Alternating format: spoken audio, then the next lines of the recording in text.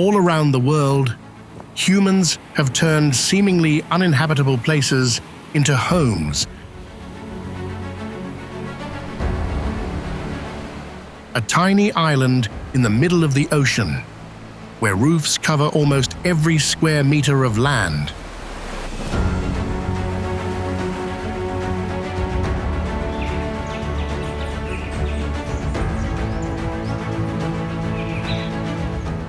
A city squeezed into a thin strip between a river and two sheer cliffs.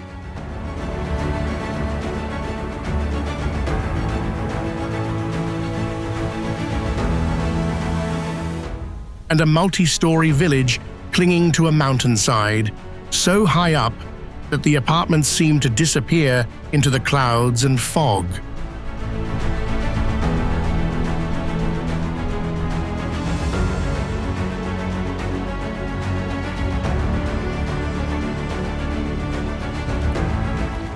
But people do not just survive in these places. They build entire communities and call them home.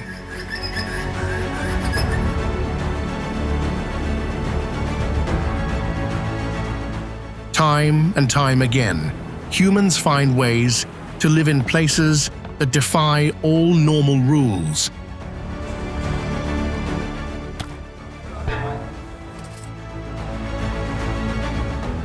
And few places show this better than southern Spain, where an entire town is built right underneath massive bow alders.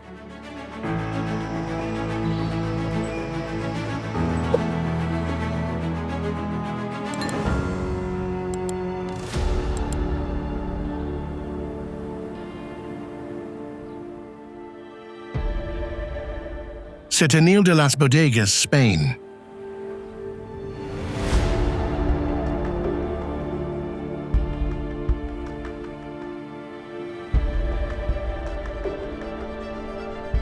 Amidst the Spanish hills, Setenil de las Bodegas appears like a white maze.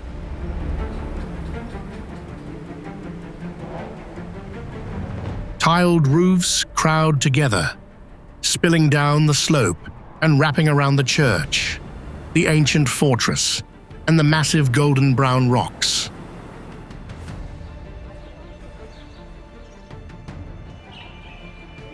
Heading into the town, you will see cobblestone streets constantly splitting into smaller branches. On both sides are whitewashed houses, iron balconies, and hand-decorated walls. But the most bizarre sight only appears when the houses get close to the base of the mountain. Many facades sit right in front of natural recesses in the rock.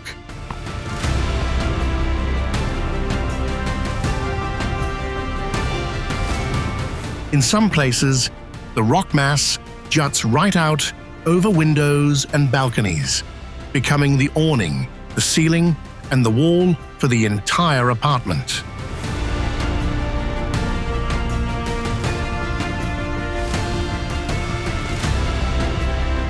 Setenil is not an abandoned ruin. At an elevation of about 561 meters, nearly 2,600 people still live among streets that look like they are being crushed by the whole mountain.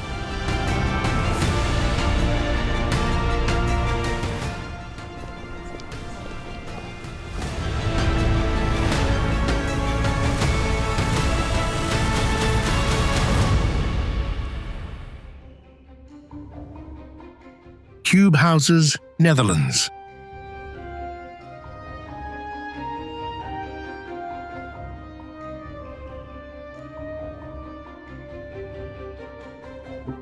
Right in the center of Rotterdam, a cluster of yellow houses appears above the street like giant boxes rotated out of their normal positions.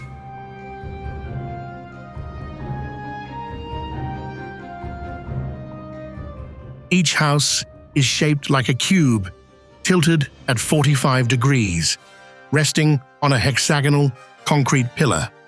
Standing underneath, you only see sharp corners, slanted windows, and wall surfaces pointing out in many directions.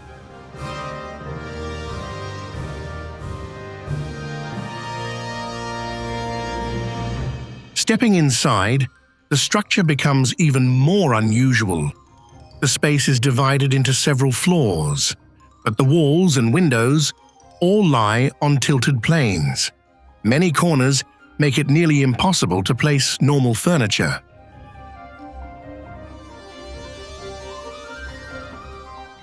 Architect Piet Blom designed the entire complex to be like a forest.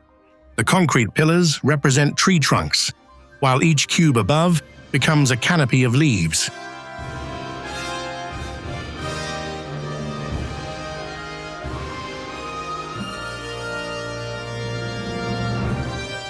This is not just an art model meant for observation. The majority of the cubes are still real apartments, where residents cook, rest, and live in a space where almost no surface looks completely normal.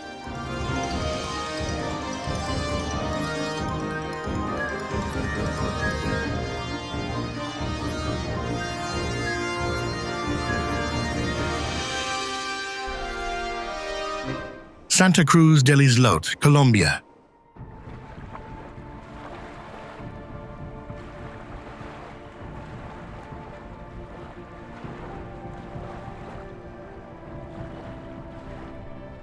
Part of the San Bernardo archipelago in Colombia, Santa Cruz del Islote is just over a hectare in size.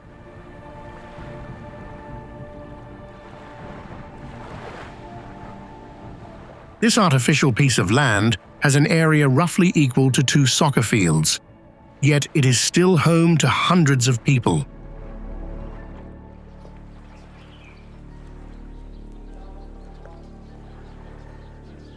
There is almost no empty space left between the houses. Tin roofs and cramped courtyards pack the entire surface. There are only a few narrow walkways, just enough to squeeze through the dense neighborhood.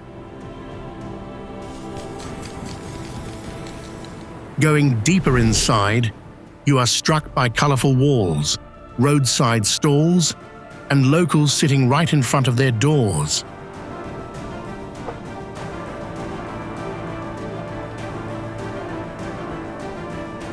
There are no roads for cars. Boats are moored closely around the shore, serving both as a means of transportation and as a link connecting this community to the rest of the ocean.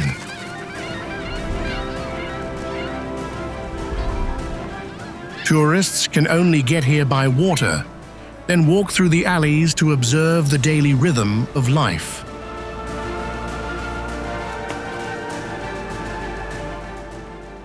Some tours even take you to a shark pen.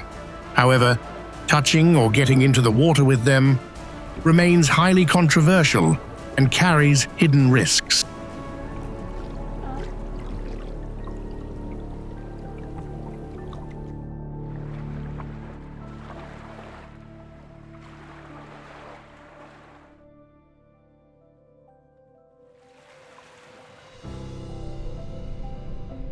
Migingo Island, Kenya/Uganda.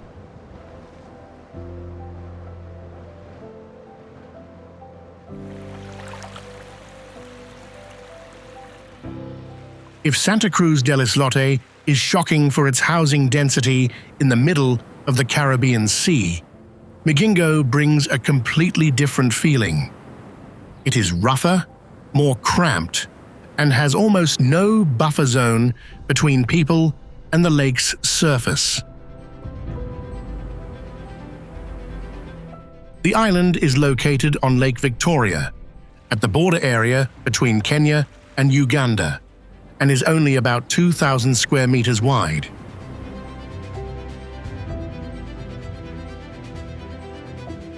On the black rock foundation, houses made of tin and wood are erected right at the water's edge, crowding around natural rock outcrops like a makeshift settlement compressed.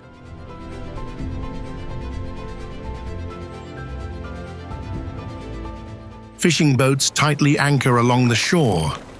Narrow paths weave through dented tin walls.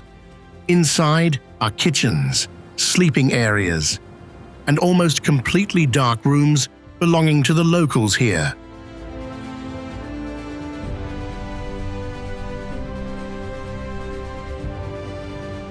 Despite the lack of space and poor living conditions, residents still hold their ground here. The reason is that the Nile perch fishing grounds bring in a huge income, turning this piece of rock into a desirable place to live, as well as a focal point of dispute between the two countries.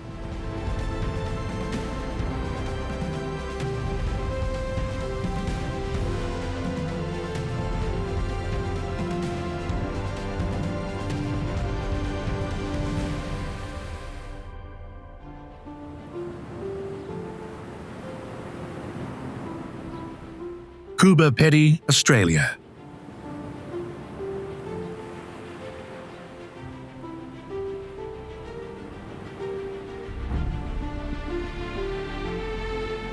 Above ground, Coober Pedy in southern Australia is just a left-behind mining area. Red dirt stretches all the way to the horizon, interspersed with thousands of white rock mounds marking holes that were once opened to look for opals.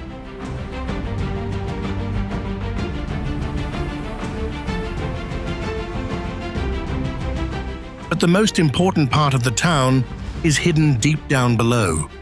Residents carve into the sandstone foundation, renovating tunnels into living rooms, galleries, and resting places with full amenities.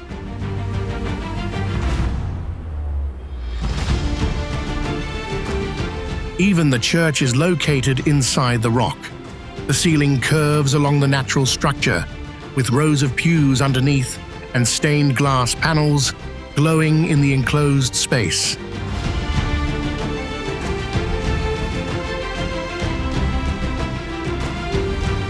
This special lifestyle helps maintain the indoor temperature between 19 and 25 degrees Celsius, even when summer outside in the desert exceeds 40 degrees.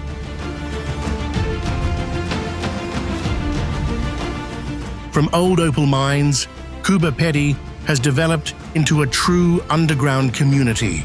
To this day, around 2,000 people still live, work, and pray beneath the arid land.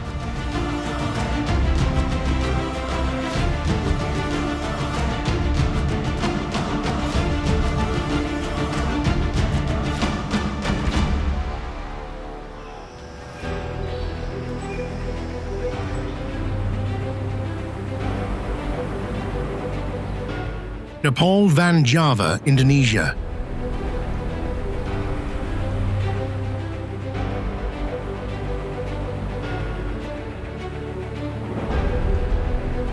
Located on the eastern slope of Mount Sumbing in central Java, Indonesia, Dusun Butu is known by the nickname Nepal Vardzia.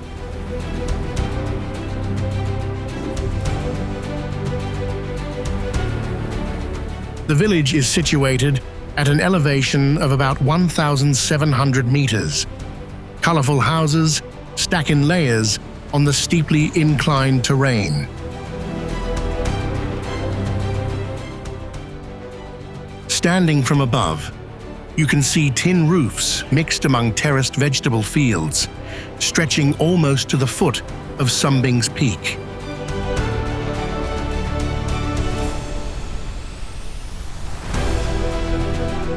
The walkways inside the village are both narrow and steep. Many sections turn into concrete stairs running right up against the walls. When fog rolls in, the entire neighborhood looks like it is suspended in the clouds.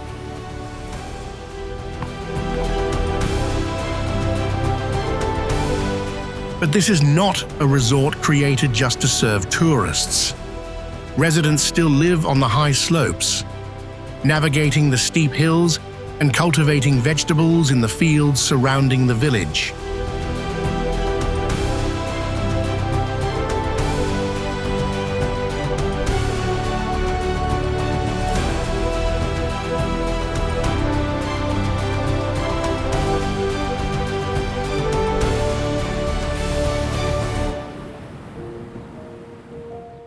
Shibam, Yemen.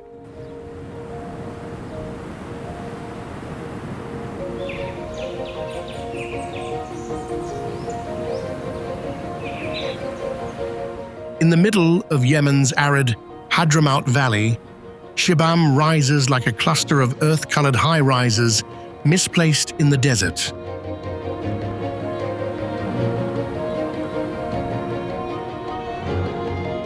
Inside the city walls, sun-dried mud brick houses pressed tightly together along a dense street network.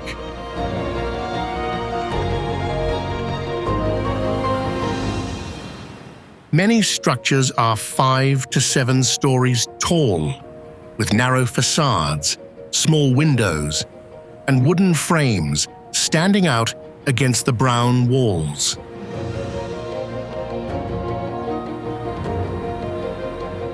The alleys below are often dark and tight.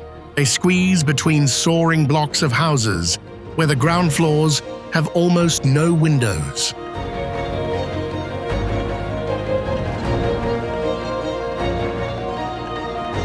The incredible thing is that these towers are still used as homes.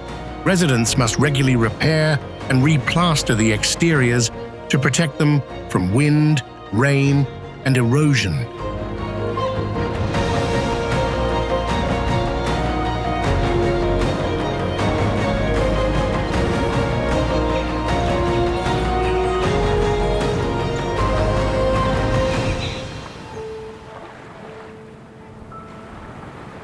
Uros, Peru.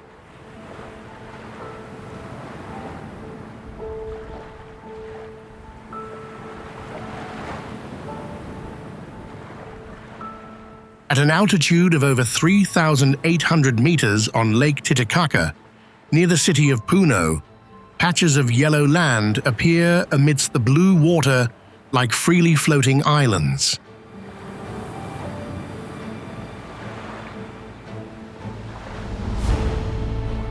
That is the home of the Uros people. The islands are made from many stacked layers of totora reeds, bound together into a surface large enough to build houses and walk on.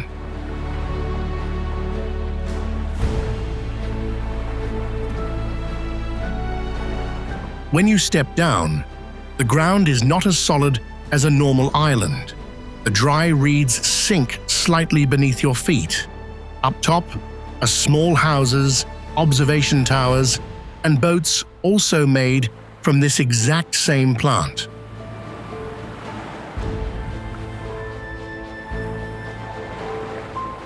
The material lying underwater gradually decomposes. Therefore, residents must continuously lay down fresh reeds to keep the island's foundation from washing away. Life here is tied to fishing, hand weaving, and tourism. Not just the houses, but the very ground below is a structure that must be regularly maintained for the community to continue existing out on the lake.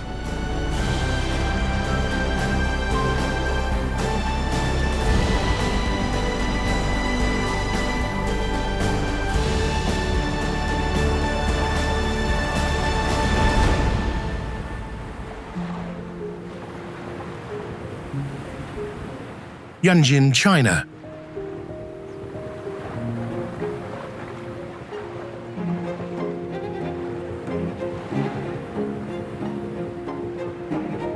In Yunnan province, Yanjin cannot expand into multiple neighborhoods like a typical city. The entire urban area is stretched into a long strip between the river and 2 sheer cliffs.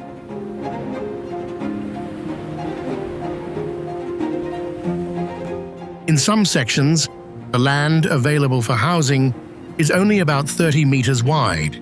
Because of this, buildings are lined up right along the water's edge, growing vertically and following one after another along the valley.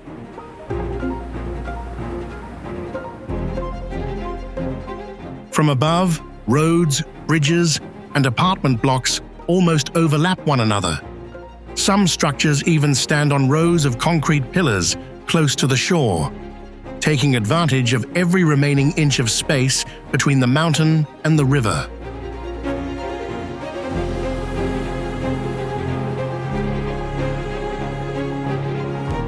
But Yanjin is not a small, isolated settlement. Daily activities still take place within this extremely narrow urban strip.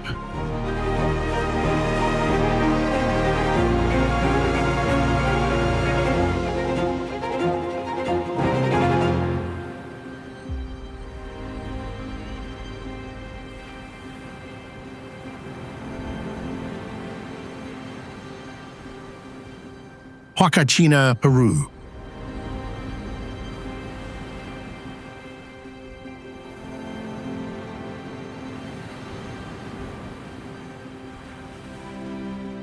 Surrounded by giant sand dunes near the city of Ica, Huacachina appears as a small ring of houses hugging a blue lake. Rows of palm trees grow close to the water's edge. Behind them are hotels, restaurants, and houses just a few steps away from the sandy slopes.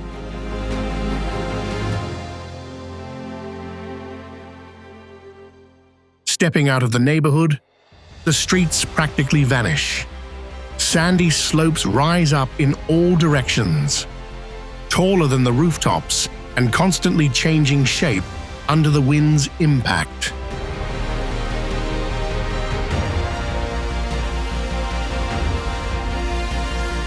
During the day, off-road vehicles and sandboarders move across the dune slopes. When tourist activities quiet down, the central area remains a small community living around the lake in the middle of the desert.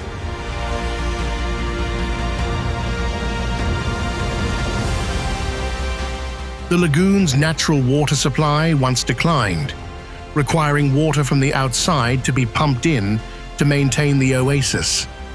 Thanks to this peculiar cluster of houses continues to exist in the middle of one of the driest lands in the world.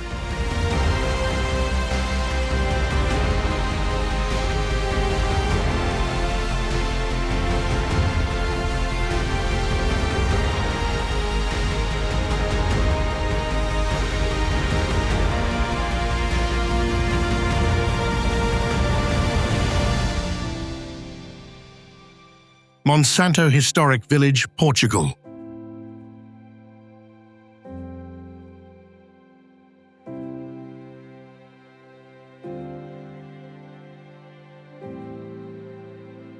On a hillside in eastern Portugal, granite boulders larger than houses are scattered throughout the Monsanto settlement.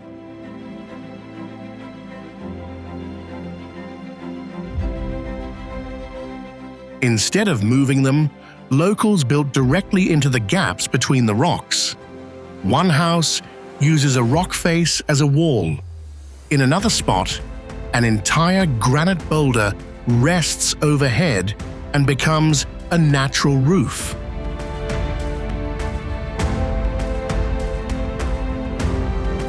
Cobblestone streets wind around the terrain, narrowing as they pass through small crevices, then continue climbing up to the higher part of the village.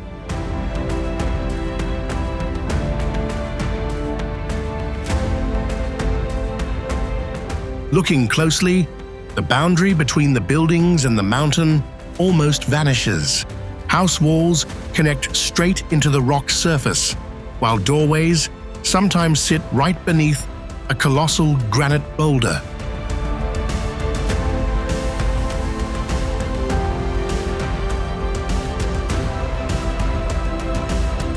Monsanto is still an inhabited village. The houses here are not just built on the mountain, but have turned the rocks themselves into foundations, ceilings, and parts of the interior space.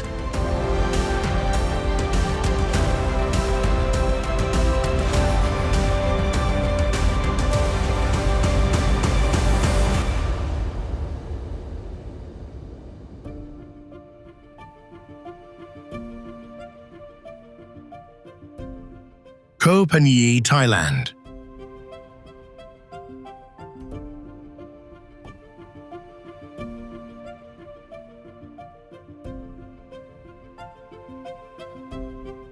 At the foot of a massive limestone cliff in the middle of Walvis Bay, Koh Panyee looks like a settlement floating right on the ocean's surface.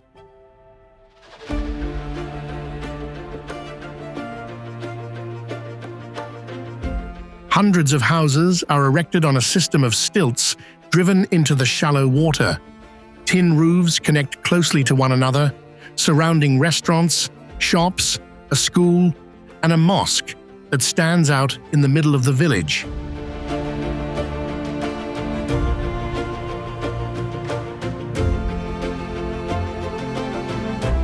Inside, narrow concrete walkways completely replace the streets. They run between walls, bridge over the water, and constantly split into multiple small branches leading to each house.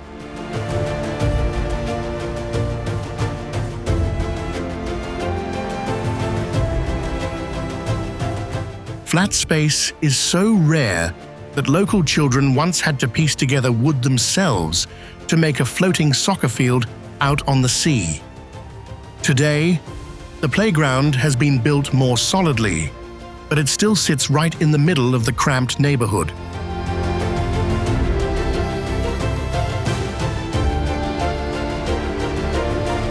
Koh Panyee does not only cater to tourists. Families still fish, trade, and live in homes built higher than the tide, almost totally isolated from the mainland.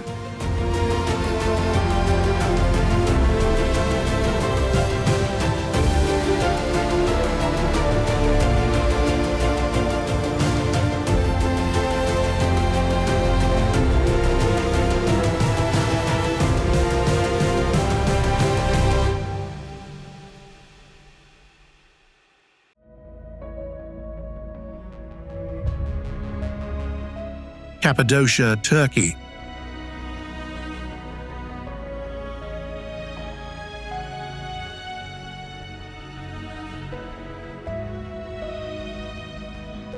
In Cappadocia, houses are not just built on the ground. Many living spaces have been carved straight into stone pillars and mountainsides formed from volcanic ash.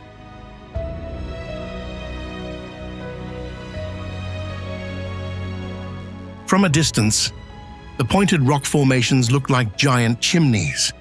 But as you get closer, you will see doorways, window frames, and stairs appearing right on the rock surface.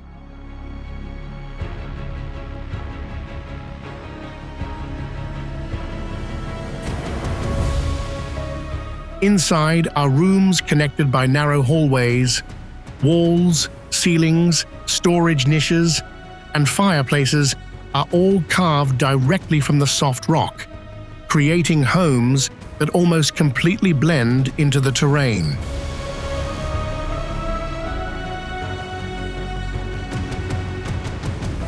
Some structures have existed for centuries. Others have been renovated with electricity, plumbing, bathrooms, and modern furniture while keeping their outer stone shells intact.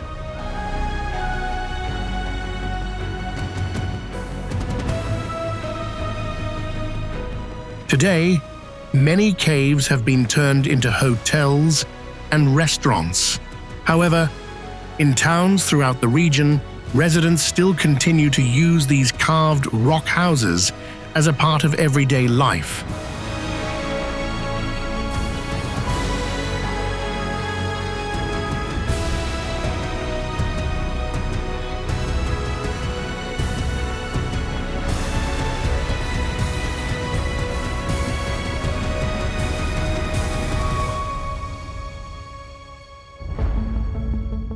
Tonle Sap, Cambodia.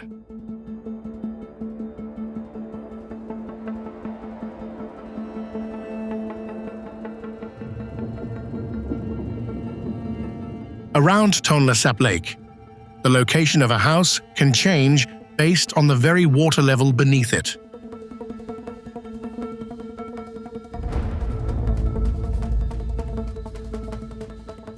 floating villages, houses are set on rafts, oil drums, or large floating platforms. When the water rises or recedes, the entire house can be towed to a different location by boat.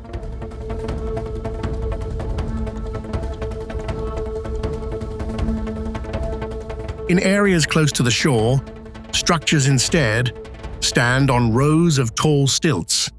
In the dry season, they sit several meters above the ground, with long stairs leading up to the doors.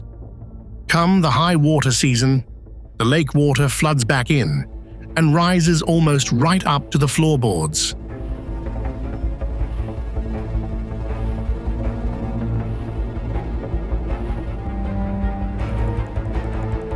Among the residential areas are schools, stores, fish farming rafts, and floating gas stations. Boats play the role of motorcycles, buses, and cargo transport vehicles.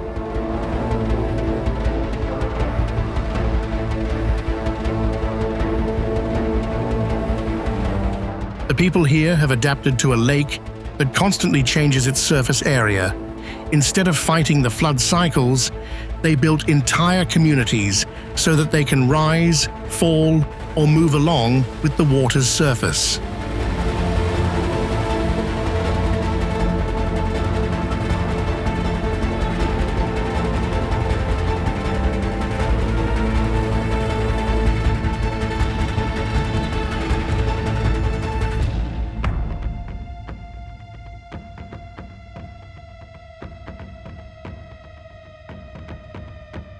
Vardzia, Georgia.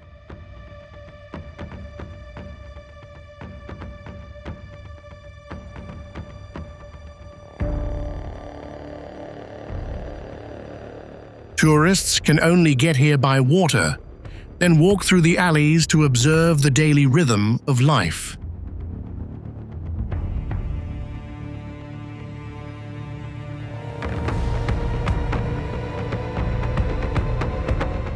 That is Vardzia, a complex carved deep into the mountain dating back to the 12th century.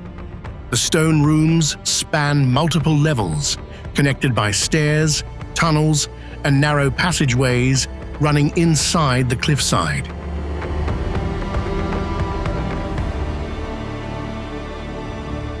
Hidden within this system are chapels, storage rooms, living quarters, and the Church of the Dormition, featuring ancient frescoes that are still preserved.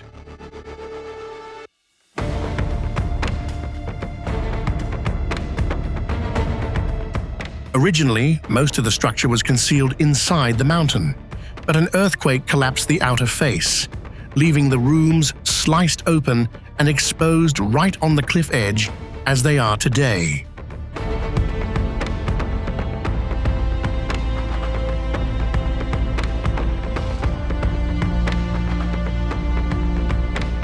Vardzia is no longer a bustling city. However, the place is not completely abandoned either. A small community of monks still lives, prays, and cares for the stone rooms that were created over 8 centuries ago.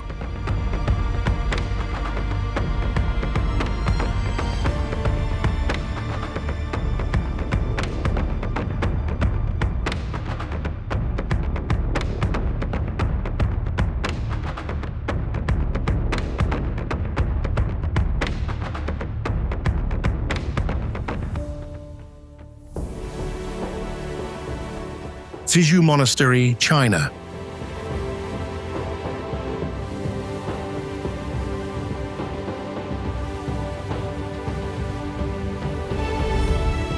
At an elevation of nearly 4,800 meters in eastern Tibet, Zizhu Monastery appears on the mountainside like a small settlement caught between rocky peaks.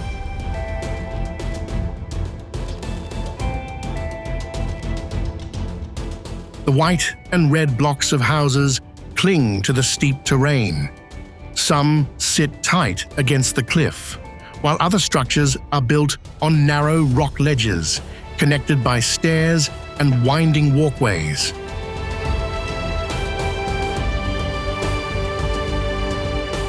To get around the monastery, you have to constantly climb stone steps. Down below is a deep valley. Up above, living quarters, shrines, and small courtyards practically merge into the structure of the mountain.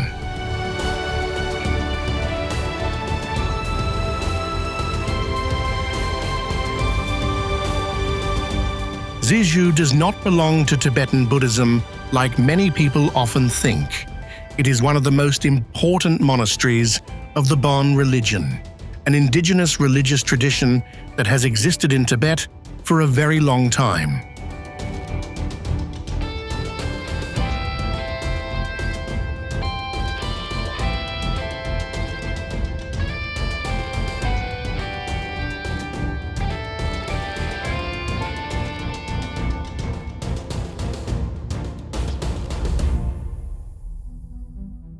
Civita di Bagnoregio, Italy.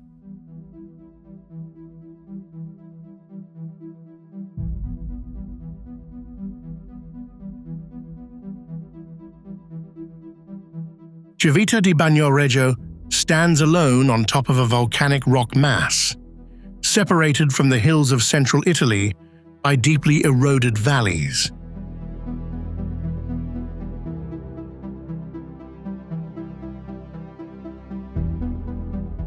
The only way in is a pedestrian bridge nearly 300 meters long. Once you cross it, you head straight into a stone gate and a cluster of ancient houses packed tightly on the high peak.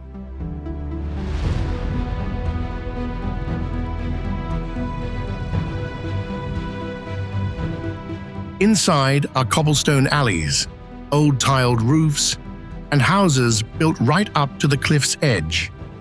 Just by looking through a gap between two walls, you can see the hillside dropping almost straight down below.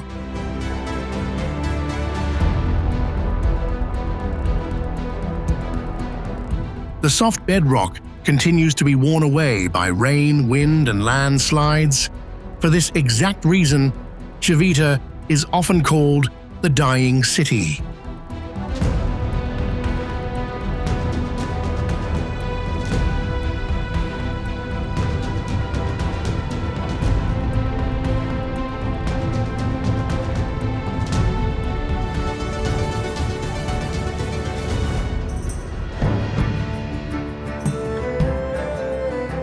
Grindavik, Iceland.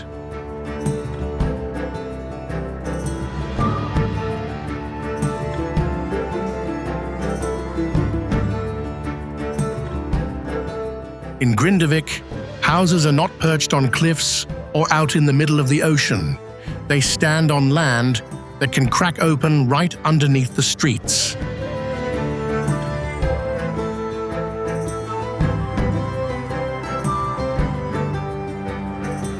This fishing town is located on Iceland's Reykjanes Peninsula. In late 2023, magma shifting underground forced the entire community to evacuate before fissures even appeared in the middle of the neighborhood.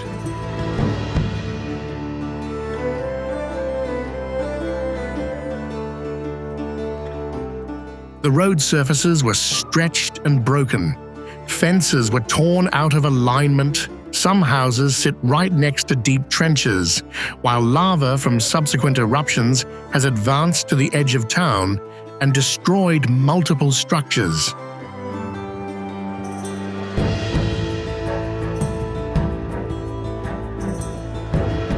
As of 2026, Grindavik has yet to return to normal. Some activity has been restored, but the population has dropped sharply, and many families have sold their homes through a government buyout program.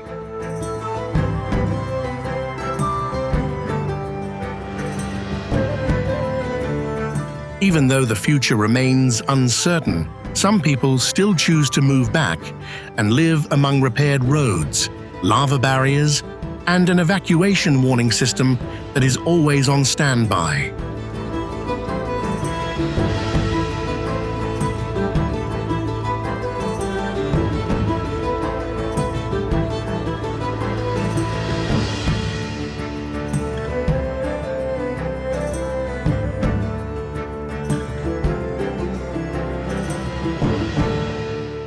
Geelong Castle, China.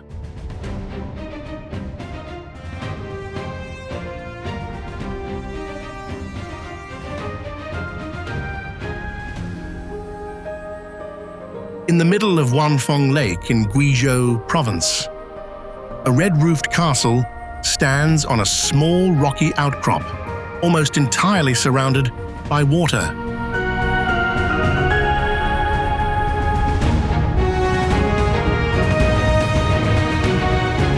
Many pointed towers rise up from the white walls. Balconies, arched doorways, and European-style colonnades make the building look like it was moved from a mountainous region in Germany to southern China.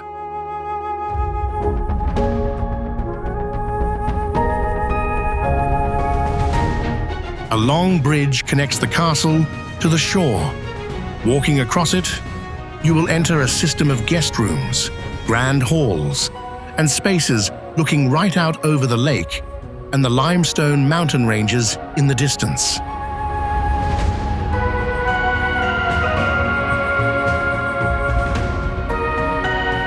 The people inside are primarily staff and overnight guests.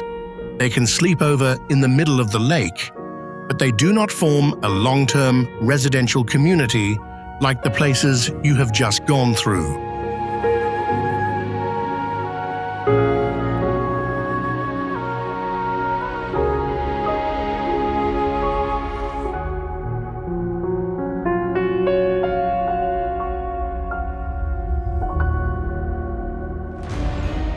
Churchill, Canada.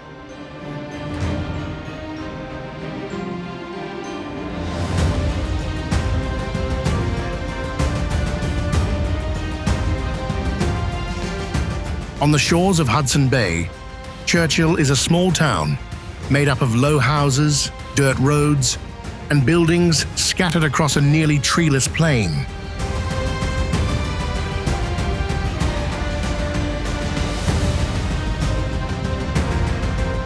Looking from the outside, this settlement is not overly unusual, but when autumn comes, polar bears begin moving through the area while waiting for the sea to freeze over.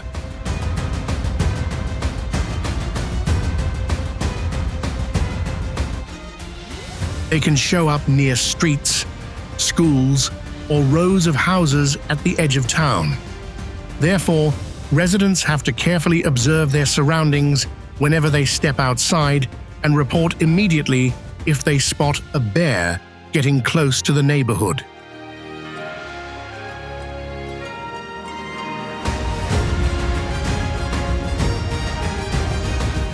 Around 900 people still live here, in a community only accessible by plane or train, which has to maintain a whole protection system so that humans and polar bears can coexist on the same land.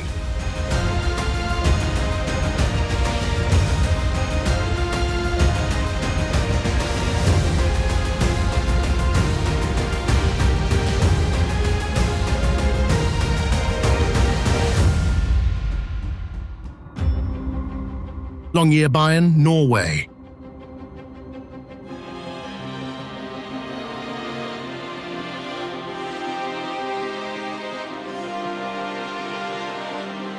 Further north, Longyearbyen appears with rows of colorful houses stretching along a snow-covered valley on the Svalbard archipelago.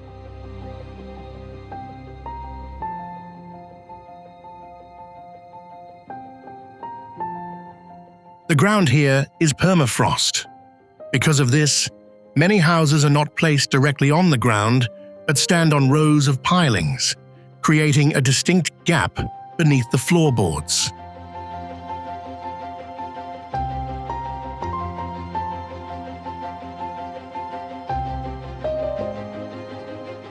This construction method helps limit heat from the buildings transferring down and melting the frozen soil layer. However, as the climate warms up, the upper layer of soil becomes less stable, causing some old foundations to shift or deteriorate.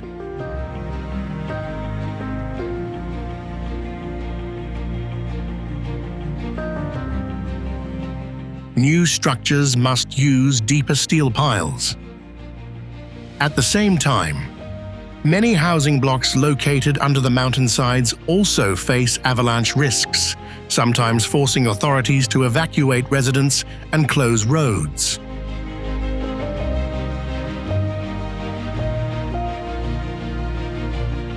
Despite going through long winters, weeks without seeing the sun, and constantly changing ground, residents still live in homes built high on stilts, right in the middle of one of the northernmost permanent communities on the planet.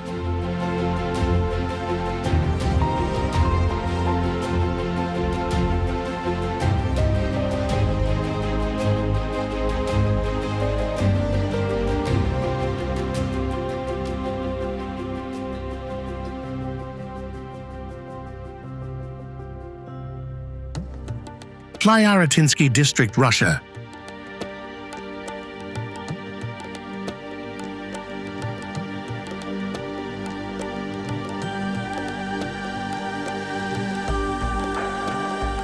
In western Dagestan, the villages of Tliaratinsky District are scattered across the high mountainsides of the Caucasus Range.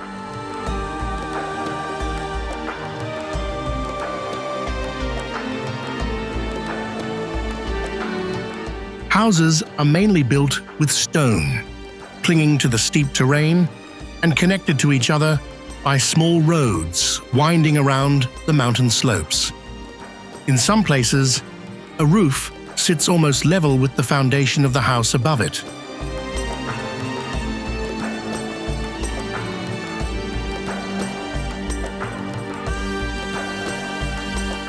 From afar, the whole settlement blends into the cliff. Grey walls, collapsing old structures, and remodeled houses with colourful roofs sit interspersed within the same village.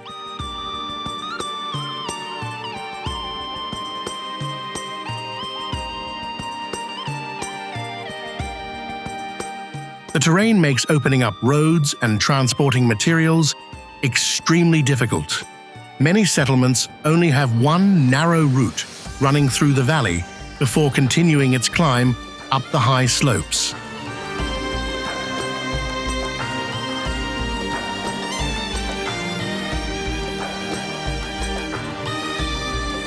Even though they are separated by mountains and harsh winters, the people still live, raise livestock, and maintain their small communities in the midst of some of the most rugged terrain in Dagestan.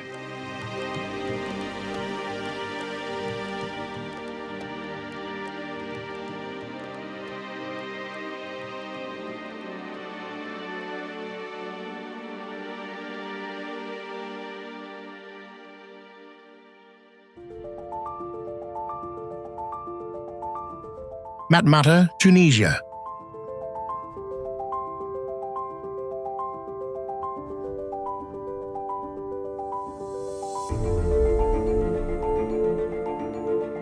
Viewed from the ground level, Matmata just looks like an arid, hilly area with large crater-like holes appearing in the light brown soil.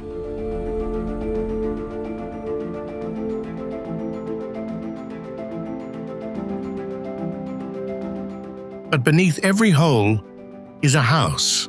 Locals dig a courtyard deep down into the ground, then carve out rooms into the surrounding walls.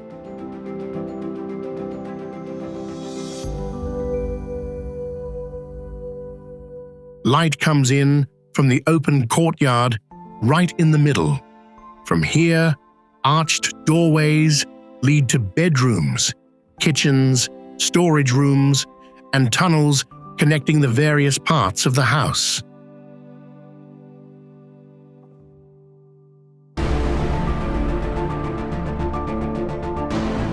The thick layer of earth on top helps the inside space escape the intense heat of southern Tunisia. Some homes now feature electricity, furniture, and modern appliances, but they still retain their original underground structure.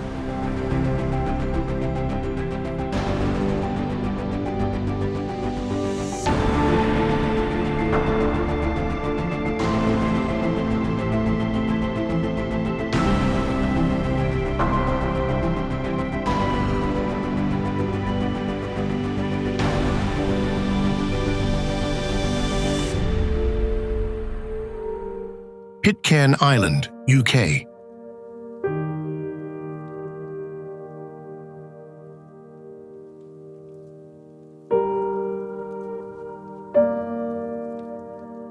In the middle of the South Pacific Ocean, Pitcairn is a small volcanic island with sheer cliffs surrounding almost its entire coastline.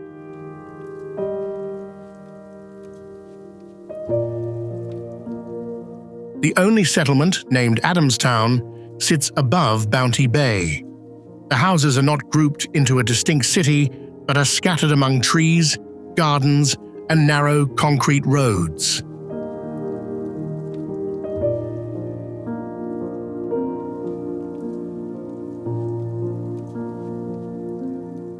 From the pier area, residents have to walk up a steep route known as the Hill of Difficulty.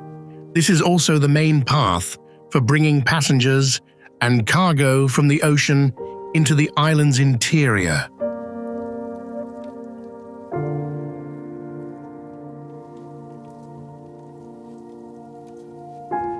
Pitcairn is only about 3.2 kilometers long and 1.6 kilometers wide.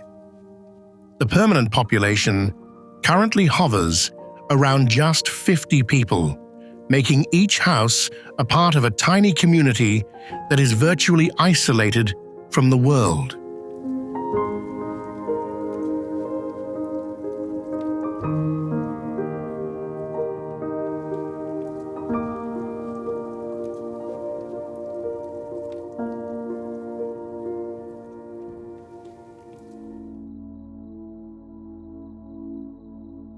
Walvis Bay, Namibia.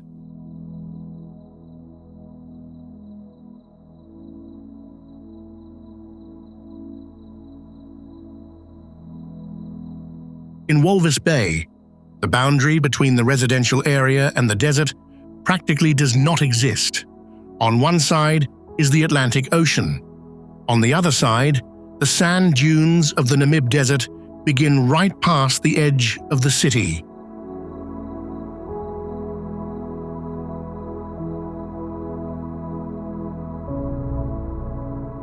In areas like Quizabmond, blocks of low houses stretch out over flat, hard-baked ground.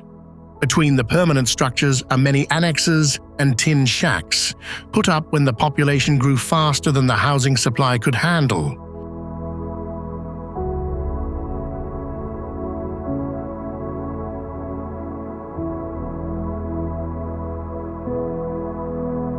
The wind constantly blows sand across the streets. Greenery is rare. Rainfall is extremely low, and the sea fog has become a familiar part of the coastal climate.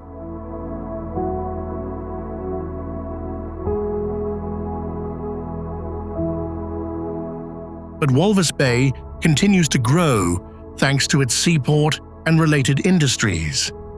Neighborhood upgrading projects are now gradually replacing temporary structures with formal housing.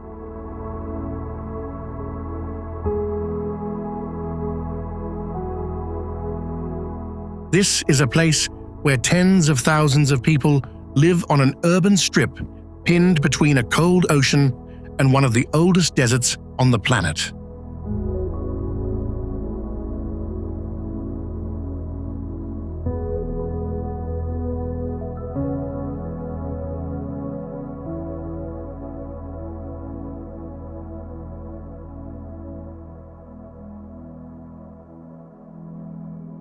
Rocinha, Brazil.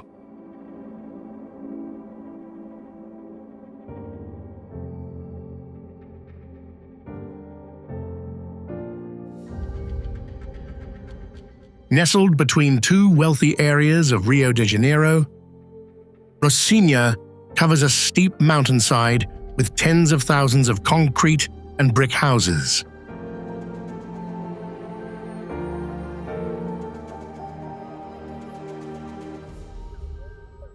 The structures connect closely together from the foot of the hill almost all the way to the ridgeline.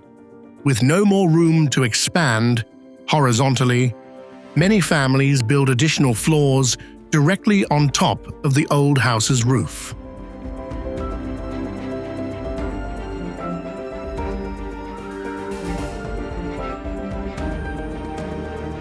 The main road only runs through a portion of the neighborhood. From there, you have to enter a network of stairs, small slopes, and alleys so narrow that regular vehicles cannot access them.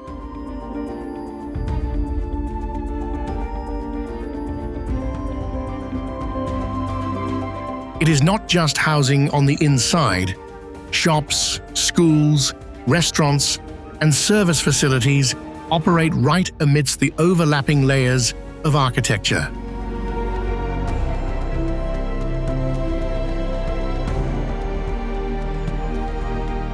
According to the 2022 census, Rocinha has over 72,000 residents and more than 30,000 housing units.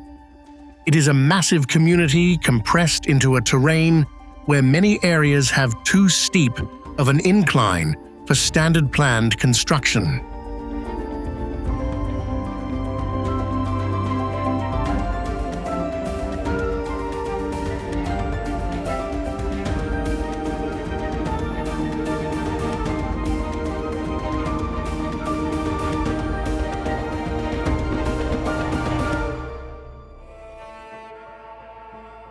Dharavi, India.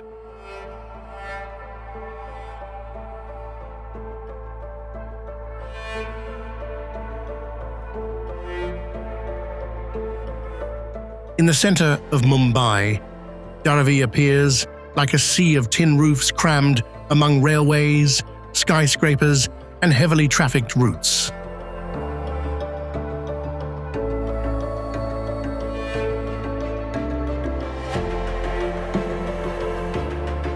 Heading inside, the large streets quickly narrow down into walkways only wide enough for a few people to squeeze past one another. Power lines, water pipes, and small balconies run right above your head.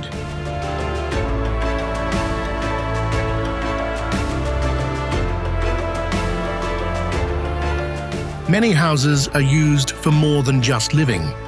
The bottom floor could be a sewing workshop, a pottery studio, a leather processing shop, or a plastic sorting facility. Upstairs are the bedrooms and living space for the whole family.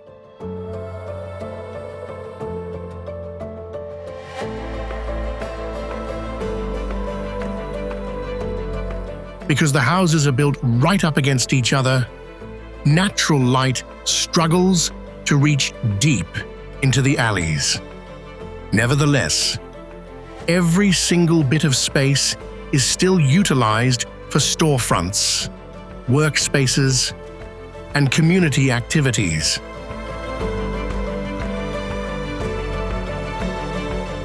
Dharavi is currently part of a massive redevelopment project, but until that process is completed, tens of thousands of houses and small workshops will continue to operate in one of Mumbai's most densely populated neighborhoods.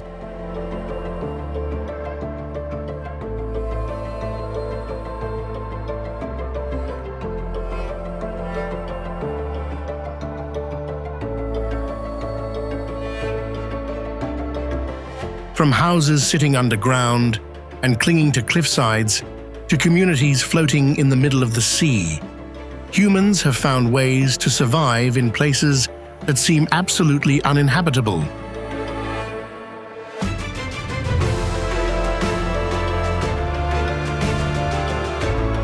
Which locations surprised you the most, and would you dare to live there for once in your life?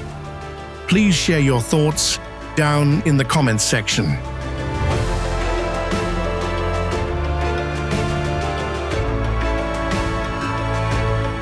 If you love this journey, do not forget to hit like, subscribe, and turn on the notification bell to keep exploring the strangest places on Earth. See you next time.